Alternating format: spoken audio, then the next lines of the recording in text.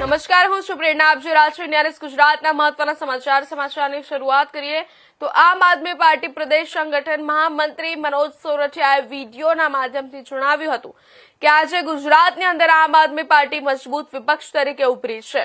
ગત સ્થાનિક સ્વરાજ્યની ચૂંટણીઓમાં આમ આદમી પાર્ટી બીજા નંબરે રહી હતી. 34 જિલ્લા પંચાયતોમાંથી એક જિલ્લા પંચાયત આમ આદમી પાર્ટી જીતી છે. આ ખુશીના પ્રસંગે આમ આદમી પાર્ટી ગુજરાતનો બીજા નંબરનો પક્ષ બન્યો છે. ત્યારે આમ આદમી પાર્ટીના રાષ્ટ્રીય સંયોજક અરવિંદ કેજરીવાલ 24, 25 અને 26 તારીખે 3 દિવસીય ગુજરાતની મુલાકાતે આવી રહ્યા છે. નમસ્કાર, હું આમ આદમી પાર્ટીમાંથી મનોજ સોરઠિયા. આજે ગુજરાતની અંદર આમ આદમી પાર્ટી એક મજબૂત વિપક્ષ બનીને ઉભરી છે. ગત સ્થાનિક સ્વરાજની ચૂંટણીઓમાં આમ આદમી પાર્ટી બીજા નંબરે રહી.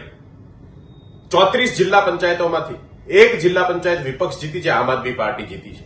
ગુજરાતના લોકોએ આમ આદમી પાર્ટી ઉપર વિશ્વાસ વ્યક્ત કર્યો છે. ગુજરાતના લોકો ઈચ્છે છે કે ગુજરાતમાં એક નવો પક્ષ, એક નવી પાર્ટી, એક નવો વિકલ્પ આવે અને એનું પ્રમાણ આ સ્થાનિક સ્વરાજની ચૂંટણીમાં જોવા મળ્યું છે. આ ખુશીની અંદર આમ આદમી પાર્ટી જ્યારે ગુજરાતનો બીજા નંબરનો પક્ષ બન્યો છે ત્યારે આમ આદમી પાર્ટીના રાષ્ટ્રીય સંયોજક શ્રી અરવિંદ કેજરીવાલજી આગામી 24, 25 અને 26 તારીખે 3 દિવસીય ગુજરાતની મુલાકાતે આવી રહ્યા છે. આ મુલાકાત ગુજરાત આમ આદમી પાર્ટી માટે ખૂબ જ મહત્વની મુલાકાત છે. 24મી તારીખે પાર્ટીના નવનિયુક્ત પદાધિકારીઓ સાથે એક મીટિંગ થવાની છે, જેમાં રાજનીતિક અને ગુજરાતના ભવિષ્યમાં આમ આદમી પાર્ટીની જે રણનીતિ છે એના બાબતે ચર્ચા થવાની છે. સાથે 25મી તારીખે નર્મદા જિલ્લા પંચાયત જ્યારે આમ આદમી પાર્ટી બનાવતી હોય ત્યારે નર્મદાના રાજપીપળાની અંદર એક ભવ્ય રોડ શો કરી અને જનતાનો આભાર વ્યક્ત કરવાનું કામ જે છે એ આમ આદમી પાર્ટીના રાષ્ટ્રીય સંયોજક શ્રીની ઉપસ્થિતિની અંદર આમ આદમી પાર્ટી કરવાની છે. અને 26મી તારીખે આમ આદમી પાર્ટીના તમામ જે લીડરશીપ છે એ લીડરશીપ સાથે ફરીથી મીટિંગ અને ચર્ચા વિચારણાનો કાર્યક્રમ રાખવામાં આવ્યો છે.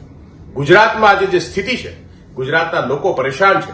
ડીઝલ પેટ્રોલની અછતને લીધે આજે તમામ જગ્યાએ મોંઘવારી વધી રહી છે. ગુજરાતની અંદર તમામ ધંધાઓ જે છે મંદા ચાલી રહ્યા છે. વીજળીના અભાવે લાંબા લાંબા પાવર કટ લાગી રહ્યા છે. એવા સમયે 30 વર્ષથી ભાજપને વારંવાર મત આપવા છતાંય આજે જે ગુજરાતની સ્થિતિ છે એ સ્થિતિથી ગુજરાતના લોકો થાક્યા છે, ગુજરાતના લોકો પરેશાન છે. ત્યારે આમ આદમી પાર્ટી એક વિકલ્પ બની, એક આશાનું કિરણ બનીને ઉભરી છે. હું નર્મદા જિલ્લાના તમામ લોકોને વિનંતી કરીશ અને આહવાન કરીશ કે આવો આપણે સાથે મળી અને આમ આદમી પાર્ટીના રોડ શોને ભવ્ય રોડ શો બનાવીએ, આમ આદમી પાર્ટીને આશીર્વાદ આપીએ.